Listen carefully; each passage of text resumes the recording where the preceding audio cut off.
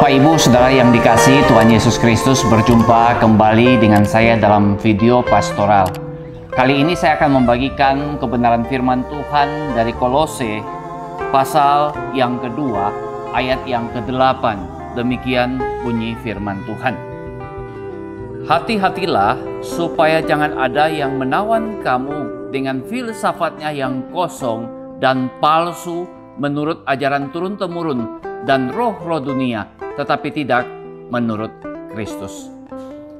Saudara, filsafat yang Paulus maksudkan di sini bukan berkaitan dengan filsafat yang jelimet, tetapi sebenarnya lebih mengarah kepada falsafat hidup seseorang, dan tentu saja falsafat hidup dari seseorang itu berkaitan dengan ajaran-ajaran yang diterimanya turun-temurun, dan itu dapat menjadi sebuah tradisi.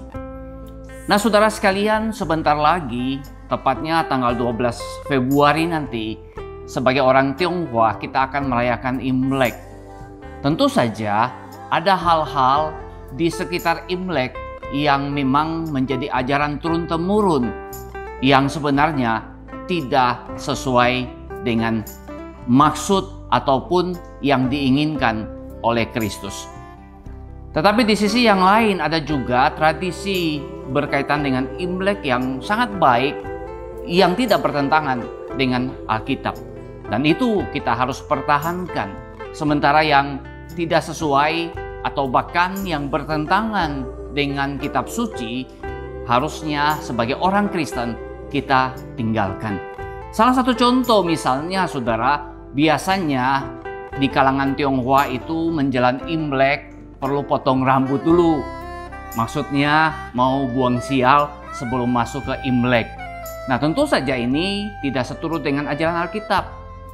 Kita potong rambut karena memang rambut sudah kepanjangan dan gerah tentu saja, maka kita potong rambut.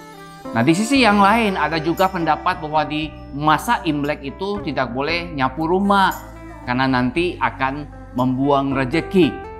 Nah, tentu saja saudara, waktu Imlek ketika ada banyak keluarga kita yang kumpul, kita nyapu kan kurang sopan. Tapi tetap kita harus menyapu, membersih rumah.